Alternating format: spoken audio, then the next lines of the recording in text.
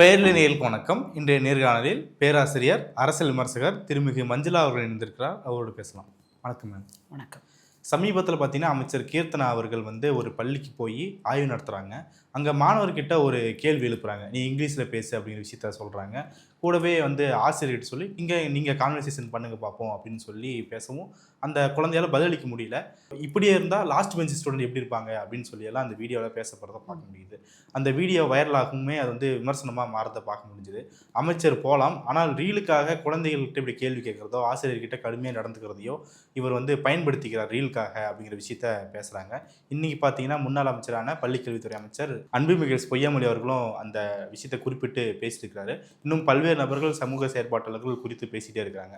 இந்த விஷயத்தை நம்ம எப்படி புரிஞ்சுக்கலாம்? அவங்களுக்கு கீர்த்தனா அமைச்சர் அவர்களை நம்ம முதல்ல பாராட்டிடணும். ஏன்னா இப்படிலாம் பண்ணியிருக்காங்க இல்லையா. இதே சில பேர் போனாங்க அப்படின்னா, சில அமைச்சர்கள் போனாங்கன்னா பள்ளிக்கூடத்துக்குள்ள பாட்டு போட்டு டான்ஸ் எல்லாம் ஆடுறாங்க. ஆனால் இவங்க அதெல்லாம் செய்யலை பாருங்களேன். அதுக்காகவே இவங்களை நம்ம முதல்ல பாராட்டிடுறோம். ஆனால் இது ஒரு சரியான நடவடிக்கையா?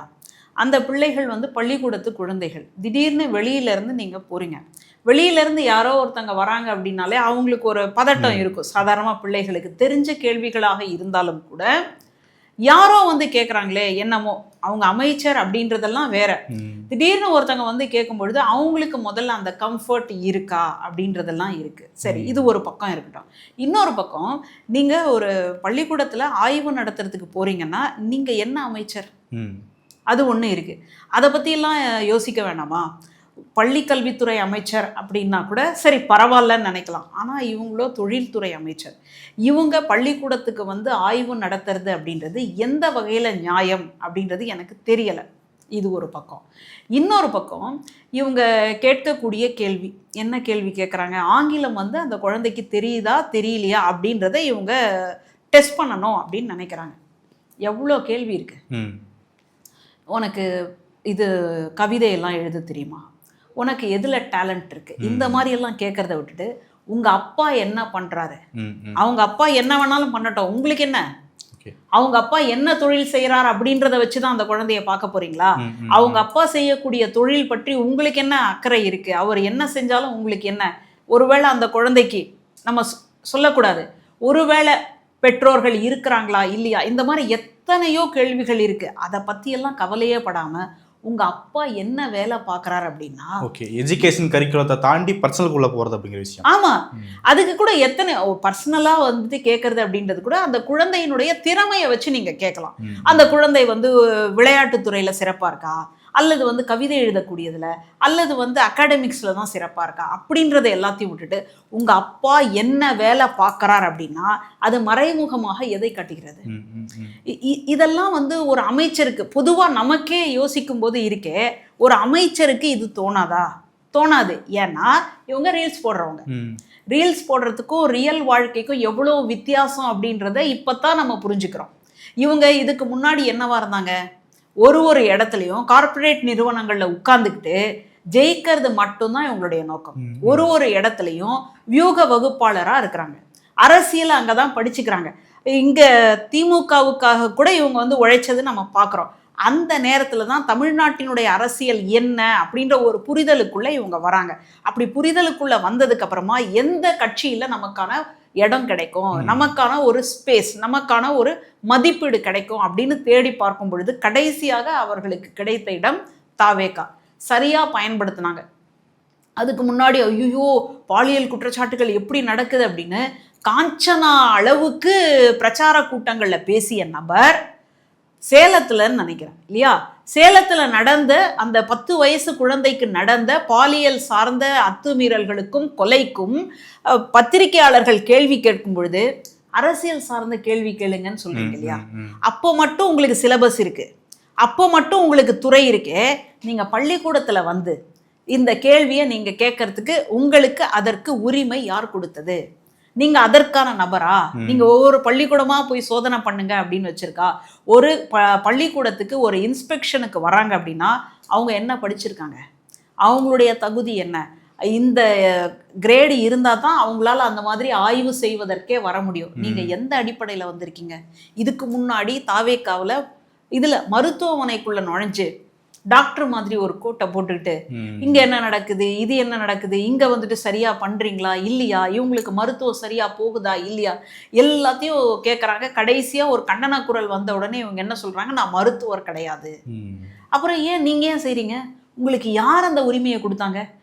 ஒரு ஒரு இடத்துக்கும் நம்ம வந்து ஒரு தகுதி தேர்வு, இந்த இடத்துக்கு போனோம்னா இப்படி தான் இருக்கணும் அப்படின்னு வச்சுருக்கோமே, அது எப்படி நீங்கள் பாட்டுக்கு ஒரு பள்ளிக்கூடத்துக்கு போயிடுவீங்க? நீங்கள் அரசியலில் ஜெயிச்சு நீங்கள் அமைச்சர் ஆனீங்க அப்படின்றதுக்காகவே இந்த பள்ளிக்கூடத்துக்கு போய் அந்த குறிப்பிட்ட மாணவிகிட்ட பேசுறதுக்கான உரிமையை, ரைட்ஸை யார் கொடுத்தாங்க? இதெல்லாம் ரொம்ப முக்கியமான ஒரு கேள்வி. ஆனால் இதை பற்றியெல்லாம் கவலையே படாமல் போகிற இடத்துக்கு எல்லாத்துக்கும் இந்த மாதிரி நான் கேட்குறேன். இப்போ அந்த குழந்தைக்கு வந்து நீங்கள் கேட்ட கேள்விக்கு பதில் தெரியல, ஆங்கிலத்தில் அதனால் வந்து ரிப்ளை கொடுக்க முடியல. நீங்கள் மொதல் நாள் பதவி ஏற்கிறதுக்காக போனீங்களே, பதவி ஏற்றுக்கிட்டீங்களா? என்ன நடந்தது? சர்டிஃபிகேட்லாம் திருப்பி அனுப்பிச்சிட்டாங்க. ஒரு சர்டிஃபிகேட் எடுத்துகிட்டு போகிறதுக்கு கூட உங்களுக்கு தெரியலையா? ஆனால் பள்ளிக்கூடத்தில் போய் அந்த மாணவியை மட்டும் எப்படி நீங்கள் கேள்வி கேட்பீங்க? நீங்கள் மறந்துட்டீங்க. நம்ம அதை வந்து தவறாலாம் சொல்லலை, பூதாகரமாலாம் சொல்லலை. அப்போது உங்களுக்குன்னு ஒரு வரும்பொழுது அதை வந்துட்டு ட்ரோல் பண்ணாதீங்கன்றீங்க. அடுத்தது மாற்றுத்திறனாளி பற்றி ஏதோ சர்ச்சைக்குரிய விஷயத்த வந்து பேசுகிறாங்க. அதுக்கப்புறமா எங்கள் வீட்லேயே எங்கள் அம்மாவும் ஒரு மாற்றுத்திறனாளி, இப்படியெல்லாம் வந்து பேசக்கூடிய நிலைமைகளை பார்க்குறோம். அப்போ ஏன் அந்த தெளிவு இருக்க மாட்டேங்குது? ஒரு செயலை செய்வதற்கு முன்னாடி யோசிக்கணுமா யோசிக்க வேண்டாமா? ஒரு சாதாரண மனுஷனே யோசிச்சுட்டு தான் பேசுகிறான், யோசிச்சுட்டு தான் ஒரு செயலை செய்கிறான். நீங்கள் ஒரு அமைச்சர், அதுலேயும் இளம் வயதில் வந்திருக்கக்கூடிய அமைச்சர், சிவகாசியில் இருக்கக்கூடிய ஒரு அமைச்சர், தாவேக்காவில் இருக்கக்கூடிய முதல் பெண் அமைச்சர், இவ்வளோ வந்ததுக்கு அப்புறமா கூட இன்னும் கூட நிறைய பேர் என்ன சொல்லுவாங்க, தமிழ்நாட்டுடைய முதல் பெண் அமைச்சர்னு சொல்லிட்டாங்க. தமிழ்நாட்டினுடைய முதல் பெண் அமைச்சர் அப்படின்லாம் வந்து சொல்றாங்களே, அப்படி ஒரு உருட்டுன்னு உருட்டுறாங்களே, அப்படி உருட்டப்பட்ட நபர் இந்த மாதிரி நடந்துக்கலாமா? இதுதான் நம்முடைய கேள்வியாக இருக்கு. இப்போ அந்த குழந்தை நாளைக்கு பள்ளிக்கூடத்துக்கு வருமா தெரியல எனக்கு. இந்த பள்ளிக்கூடத்துக்கு அது வரணும், இன்னும் முழுசா படிக்கணும் அப்படின்றதான் நம்முடைய எண்ணம். ஆனால் இப்படி தன்னுடைய சக மாணவர்களோடு, சக நண்பர்களுக்கு முன்னாடி நமக்கு ஒரு பெருத்த அவமானம் நடந்துடுச்சே அப்படின்னு அந்த குழந்தை நினைக்குமா நினைக்காது? இன்னொன்று நீங்கள் சொல்லும்போது ஒன்று என்ன தோணுதுன்னா, அந்த அமைச்சர் வந்து நீங்களே கான்வர்சேஷன் பண்ணுங்கன்னு சொல்லி ஒரு டீச்சரையும் வந்து உள்ள எடுத்து விடுறாங்க. அப்போ அந்த டீச்சர் வந்து அந்த குழந்தை எப்படி நடத்துவாங்க இனிமேட்டு அப்படிங்கிற ஒரு கேள்வியும் இருக்கு. ஆமா, இது ரொம்ப ஒரு சென்சிட்டிவான விஷயங்க. அது குழந்தைங்களை நம்ம வளர்க்குறது, பேரண்டிங் அப்படின்றது வந்து ஒரு கலைன்றாங்க. முன்னாடி காலத்துலலாம் கொடுத்ததை சாப்பிட்டுட்டு இருக்கிறத போட்டுக்கிட்டு அப்புறம் வந்துட்டு அடி தடி எல்லாம் வாங்கிட்டு இருந்தாங்க. இன்னைக்கு அந்த மாதிரி எல்லாம் நடத்த முடியுமா? அந்த மாதிரி நடத்தினா சட்டம் நம்ம மேல பாயும். இன்னைக்கு ஒரு ஆசிரியர் பெரும்பெடுத்து மாணவர்களை அடிக்க முடியாது, அதுதானே சட்டம் இன்னைக்கு. அப்படி இருக்கக்கூடிய சூழல்ல நீங்க அந்த குழந்தைய வந்து கார்னர் பண்றீங்க அப்படின்னா இது எவ்வளவு மோசமான ஒரு மனநிலை. அப்போ அந்த ஆசிரியருக்கு என்ன தோணும்? ஐயோ, நம்மளை வந்து இந்த குழந்தையால அவமானப்படுறோமே. அப்ப நாளை பின் அந்த குழந்தைய பார்க்கும்போது அந்த உணர்வு வருமா வராதா? அந்த ஆசிரியருக்கு எப்படி இருக்கும் பாருங்க. அந்த குழந்தைய பார்க்கும்போதெல்லாம் ஒரு வெறுப்பு ஏற்படுமா ஏற்படாதா? இந்த மாதிரி ஒரு சென்சிட்டிவான விஷயத்தை தூண்டி விட்டுருக்கிறதா தான் நான் பார்க்குறேன். உங்களுக்கு உண்மையிலேயே அந்த குழந்தையின் மீது ஆசை இருந்தால், அந்த குழந்தையினுடைய வளர்ச்சியின் மீது ஆர்வம் இருந்தால் நீங்க என்ன பண்ணியிருக்கணும்? தனியாக கூப்பிட்டு கூட கேட்டுருக்கோம். அந்த குழந்தைக்கு தெரியவே இல்லைன்னு வச்சுக்கோங்க, ஏபிசிடியே தெரியலன்னு வச்சுக்கோங்க. அரசு பள்ளிக்கூடத்தில் ஏபிசிடியே தெரியலை, ஆனால் இன்னும் மேலே மேலே படிக்க வந்துருச்சு அப்படின்னா நீங்கள் என்ன பண்ணியிருக்கணும்? உட்காந்து சொல்லி கொடுத்துருக்கலாம். இல்லை அதற்கு என்ன டியூஷன் வைக்க முடியுமோ அதை வந்து செய்யறது அப்படின்றது தான் சரியான ஒரு அணுகுமுறையாக இருக்குமே தவிர எல்லார் எதிர்க்கு அந்த குழந்தைய நிற்க வச்சு உனக்கு ஆங்கிலம் தெரியல, நீ ஆங்கிலத்தில் சரிப்பட்டு வரமாட்ட, உனக்கு ஆங்கிலம் சுட்டு போட்டாலும் வராது, இந்த மாதிரியான உணர்வைத்தானே இது வந்து கொடுக்கும். இத்தனைக்கும் அங்கே இருக்கிறவங்க வந்து குழந்தைகள், கேமரா வந்து ஆப்போசிட்ல இருக்கு. அப்போ நம்ம எப்படி ரியாக்ட் பண்றோம் அப்படிங்கிற கான்சியஸ் அவங்களுக்கு இருந்துட்டே இருக்கணும். ஆமா, இப்போ நம்மளே வந்துட்டு ஒரு கேமரா முன்னாடி பேச வச்சாங்க அப்படின்னா பே பே பே பேனுமோ. நம்ம என்ன சொல்ல வரோம் அப்படின்றதே கூட நமக்கு வந்து அந்த கேமராவை பார்க்கும் பொழுது ஒரு பதட்டம் வரும். அப்போ அந்த குழந்தை அதுக்கு வந்துட்டு தயாராக இருந்திருக்குமான்னு கேட்டால் தயாராகவே இருந்திருக்காது. திடீர்னு வந்து கூப்பிட்டு வச்சு கேட்குறீங்க. இன்றைக்கி நான் சொல்கிறேங்க, கல்லூரிகள்லேயே நம்ம வந்துட்டு ஒரு 4-5 ஸ்டாஃப் இருக்கிறோம் அப்படின்னா திடீர்னு இப்போ எனக்கான மாணவர் வந்து வராரு, அவர் வந்து அசைன்மெண்ட்டில் ஒரு தப்பு பண்ணியிருக்காரு. நான் வந்து அதை சொல்கிறேன், தம்பி இந்த மாதிரி இதை தப்பு பண்ணியிருக்கிற, இதை என்கிட்ட கேட்டுட்டு நீங்கள் செஞ்சுருக்கலாம்ல, இப்போ இந்த அளவுக்கு நான் இத்தனை தடவை சொல்லி கொடுத்துருக்குறேனே, அப்போ ஏன் நீங்கள் வந்து தப்பாக எழுதியிருக்கீங்க அப்படின்னு நம்ம கேட்குறோம். இப்போ என்னோட வந்து இன்னும் 3 பேர் உட்காந்துருக்காங்க, அவங்களும் பார்க்குறாங்க இவன் இப்படி தான் பண்ணுறான், எனக்கும் இப்படி தான் நடந்துருச்சு அப்படின்னு நடந்திருக்கு. இதனால் அதாவது எஜுகேஷனில் இருக்கக்கூடிய உயர்நிலையில் இருக்கக்கூடிய வல்லுநர்கள் என்ன சொல்கிறாங்கன்னா, ஒரு ஆசிரியருக்கும் தனியாக கேபின் கொடுத்துருங்க. அந்த கேபின்ல தான் அந்த மாணவர்களை அவங்க சந்திக்கணும். எல்லாரும் ஒன்னா இருக்கக்கூடிய இடத்துல அந்த மாணவரை சந்திக்க கூடாது. அந்த மாணவருக்கு வந்து நீங்க ஏதோ வழிகாட்டணும் அப்படின்னா கூட நீங்க தனியா அவனோட அந்த மாணவனோடையோ அல்லது மாணவியோடையோ தனியாத்தான் சொல்லணும் அப்படின்றது உயர் மட்டத்துல இருக்கக்கூடிய வல்லுநர்களுடைய அட்வைஸ். என்ன காரணம்? ஏன்னா இப்ப நான் பேசும்பொழுது பக்கத்துல இருக்கக்கூடியவங்களும் கேலி பேசுறாங்க இல்லையா, அப்ப உண்மையிலேயே அந்த குழந்தைய வந்து திருத்தணும் அப்படின்றதுக்காக தான் பேசுறாங்க. ஆனா அந்த மாணவனுக்கு என்னவா போகுதுன்னா, எல்லாரும் எதிர்க்க நம்மள அவமானப்படுத்திட்டாங்களே. ஒருவேளை அங்க பிடித்தமான ஒரு ஆசிரியர் இருக்கலாம், அல்லது அந்த ஆசிரியருக்கு சொல்ற வந்து சரியா செய்யக்கூடியவராக கூட அந்த மாணவர் இருக்கலாம். ஆனா எங்க 2 பேரை பொறுத்த வரைக்கும் அவர் வந்து தவறா பண்ணிட்டாரு. அப்போ இந்த பிம்பம் மற்ற ஆசிரியர்களுக்கும் போய் சேரும் இல்லையா. அப்ப அந்த ஆசிரியர்கள் இந்த மாணவனை பார்க்கும் பொழுது, இவன் இப்படிதான் சொன்னா கூட கேட்டுக்க மாட்டான், சொன்னாலும் மறுபடியும் தப்பா தான் செய்வான். அதனாலயே என்ன பண்ணிட்டாங்கன்னா, இப்படி எல்லாம் ஒன்னா உட்கார்ந்து இருந்த அந்த இடத்தையே இன்னைக்கு கேபினா மாத்தி வச்சிருக்காங்க. அப்போ இதுதான் மாணவர்களுடைய மனநிலை. ஏன்னா அவங்க வந்து டீனேஜ்ல இருக்காங்க. அந்த இது சரியா அது தப்பா அப்படின்னு தெரியாத ஒரு குழம்பக்கூடிய ஒரு பருவம். அந்த பருவத்துல அவங்களுக்கு என்னவா இருக்கும்னா, செல்ஃப் சென்ட்ரிக்கா இருக்கும். என்னதான் எல்லாரும் பாக்குறாங்க, நான் நடந்து போனாதான் அழகா இருக்கேன், நான் இப்படி இருந்தா தான் என்னை எல்லாருமே ரசிக்கிறாங்க, நான் பேசினா அது ஒரு வரலாறா மாறும் அப்படின்னு தனக்குள்ளேயே ஒரு கான்ஃபிடென்ஸ் அப்படின்றது இருக்கும், ஒரு தன்னம்பிக்கை அப்படின்றது இருக்கும். அந்த சூழல்ல போயிட்டு நீங்க போய் உனக்கு இதுக்கு பதில் தெரியலையா, ஃபர்ஸ்ட் பெஞ்சில் உட்காந்துருக்க, பெஞ்சில் உட்காந்தே உனக்கு இது தெரியலான்ட்டு பின்னாடி இருக்கிறவங்க, இது எவ்வளவு மோசமான மனநிலை. அப்போ முதல் பெஞ்சில் இருக்கிறவங்க யாரு, படிக்கக்கூடிய மாணவர்கள். அப்போ பின்னாடி பெஞ்சில் இருக்கக்கூடியவங்க யாரு, படிக்காத மாணவர்கள். யாரும் உங்களுக்கு சொல்லி கொடுத்தாங்க? எல்லாரும் அப்படி படிக்கும்போது ஹைட் வைஸா கூட பின்னாடி உட்கார்ந்திருக்கும். ஆமா, அட்டெண்டன்ஸ் ஆர்டர்ல தான் உட்கார வைப்போம். பொதுவாக ABCD அப்படின்னு போகும். அதுக்காகவே வந்துட்டு இந்த ஒய்ல டீல பேர் இருந்தது அப்படின்னா, ஐயோ நம்ம பின்னாடி போறோமே அப்படின்னு நினைக்கிறவர்கள் உண்டு. அடுத்தது வந்து ஒருவேளை உயரம் அதிகமா இருந்ததுன்னா பின்னாடி போய் உட்காருங்க அப்படின்னு சொல்றதும் உண்டு. சில நேரம் ஏதாவது ஒரு ஆக்டிவிட்டிக்காக கூட அந்த மாதிரி குரூப் பிரிச்சு அப்படி உட்கார வைக்கிறது எல்லாமே உண்டு.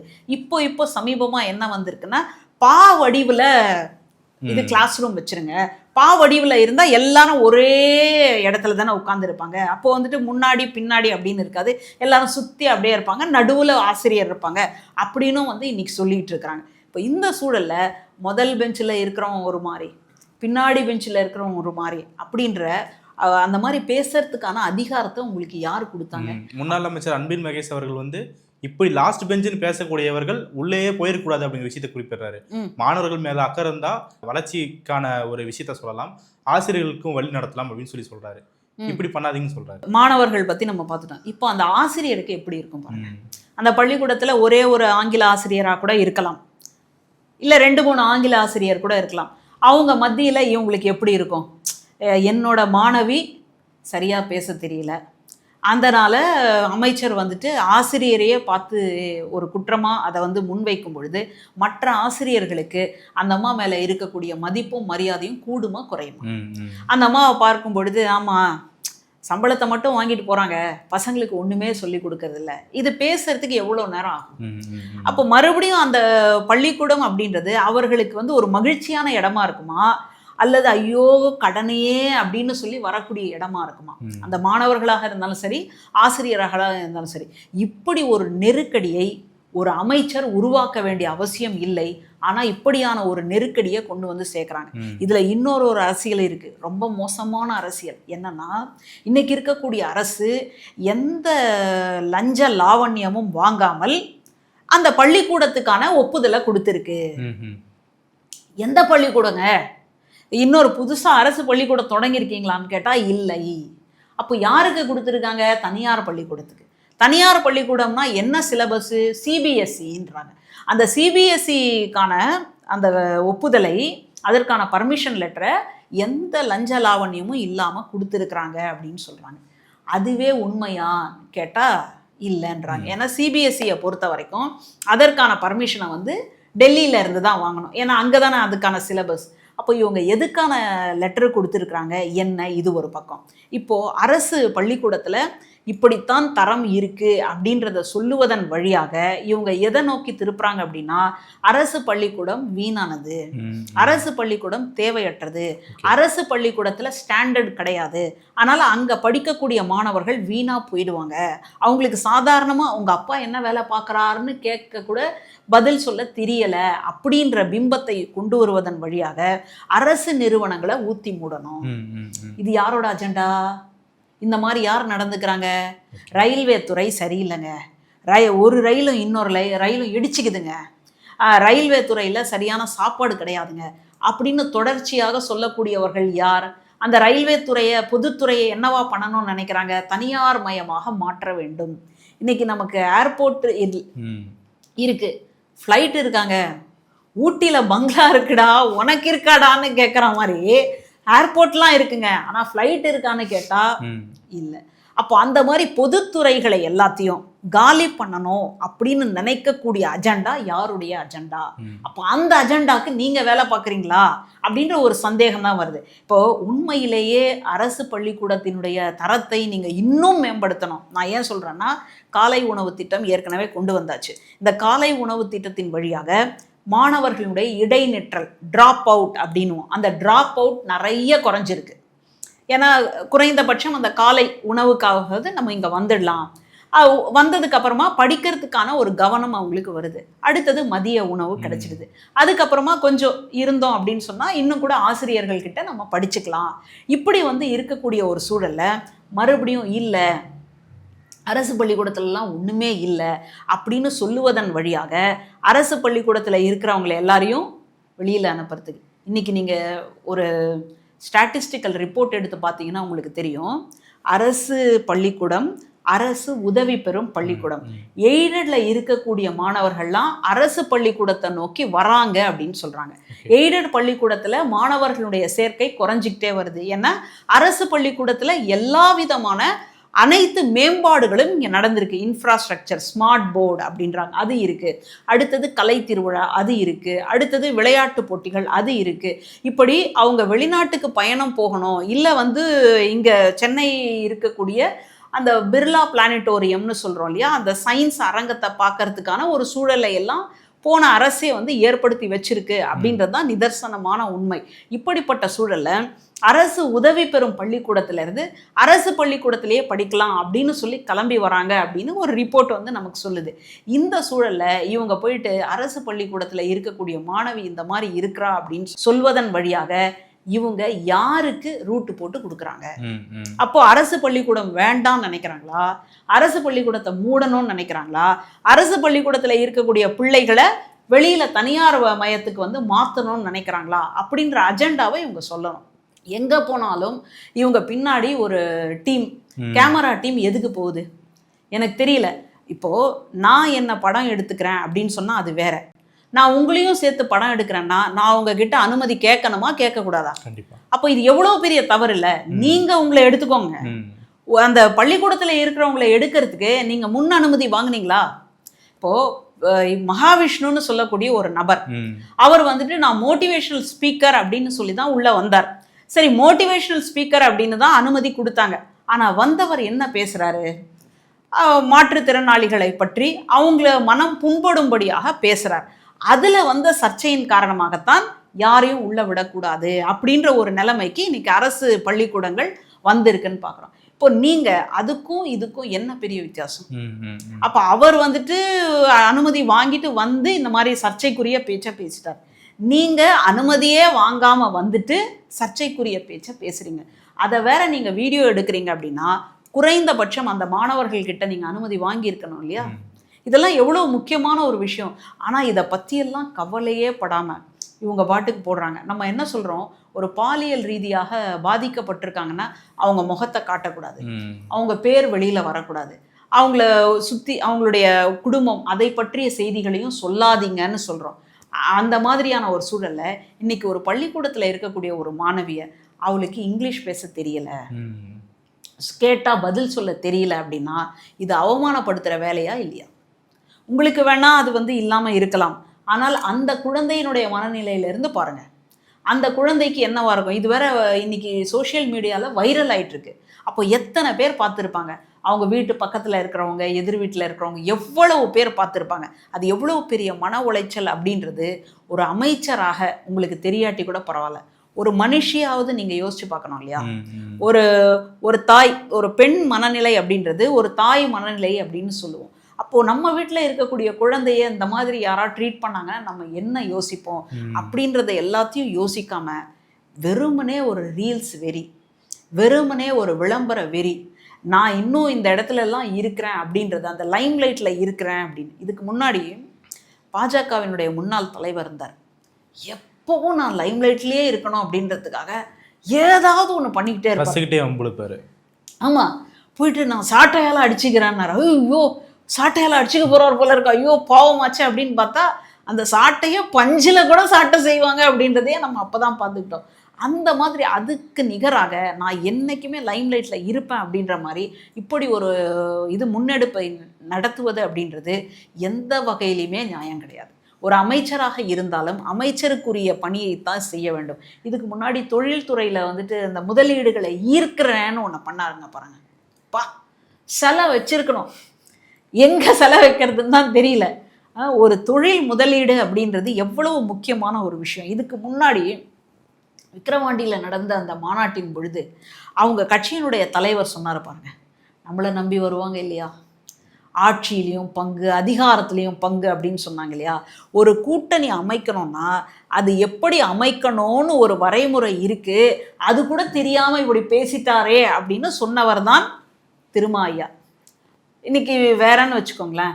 அப்போ இந்த சூழலில் ஒரு கூட்டணிக்கே இவ்வளோ இருக்குது அப்படின்னா நீங்கள் வெளிநாடுகள்லேருந்து முதலீடை ஈர்க்கணும்னா இந்த மாதிரி ரீல்ஸ் போட்டிங்கன்னா அவங்க தேடி வருவாங்களா? அவங்க என்ன யார்கிட்ட போய் முதலீடு பண்ணுறதுன்னு தெரியாமல் உட்காந்துருக்காங்களா? அப்போ ரீல்ஸை பார்த்தோடனே இவங்க போட்டிருக்காங்க அப்படின்னு சொல்லி வர முடியுமா?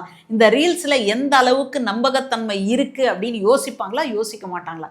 இதை பற்றியெல்லாம் கவலையே படாமல் ஒரு ரீல்ஸ் ஒன்றை போட்டுட்டு எங்களுக்கு தான் முதலீடே வரப்போகுதுன்னு நாங்கள் பாருங்களேன், இதை விட உச்சகட்ட காமெடி வேற எதுவுமே இருக்காது.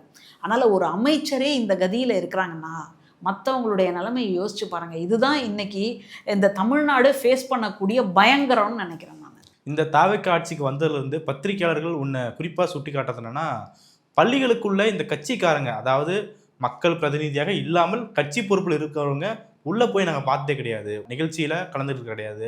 குறிப்பாக சொல்லணும்னா பள்ளிகளில் கட்சி கூடி பறந்ததே கிடையாது. ஆனால் இந்த ஆட்சியில் அது நடக்குது அப்படிங்கிற விஷயத்தை குறிப்பிடுறாங்க. நம்ம முன்னாடியே பார்த்துருக்கோம், முதலமைச்சர் படத்தை நான் போய் மாற்றேன் அப்படிங்கிற பேரில் குழந்தைகள்கிட்ட போய் இவர் யார் தெரியுமா, உங்கள் விஜய் மாமா, இவர் தான் சிஎம்மாக இருக்காரு, இவருடைய படம்லாம் பார்த்துருக்கீங்களா அப்படிங்கிற விஷயத்தெல்லாம் பொறுப்பில், அதாவது கட்சி பொறுப்பில் இருக்கிறவங்க போய் கேட்டு இது பண்ணுறாங்க. அப்போது ஏதோ ஒரு வகையில் இந்த குழந்தைங்களுடைய இன்னசென்ஸை தங்களுடைய பிரச்சாரத்துக்காக இவங்க பயன்படுத்திக்கிறாங்களா அப்படிங்கிற கேள்வி இருக்குது. எப்படி புரிஞ்சுக்கலாம்? அதுதான் பண்ணுறாங்க. ஏன்னா இப்போ இன்னைக்கு என்ன பேச்சு அப்படின்னா, இந்த ஆட்சி 5 வருஷம் நீடிக்குமா நீடிக்காதா, இடைத்தேர்தலுக்கு அப்புறமா ஒரு பெரிய மாற்றம் வருமோ என்னமோ அப்படின்னு ஒன்று இருக்குது. நாடாளுமன்ற தேர்தலில் இந்த கட்சியினுடைய வேலைப்பாடு என்னவா இருக்கும் அப்படின்றது தெரியல. இப்போ இந்த சூழலில் இந்த 5 வருஷம் தொடர்ச்சியாக நடந்து முடிந்தாலும் கூட அடுத்த தேர்தலின் பொழுது மறுபடியும் உங்களுக்கு ஓட்டு போடுறதுக்கு ஆள் தேவை.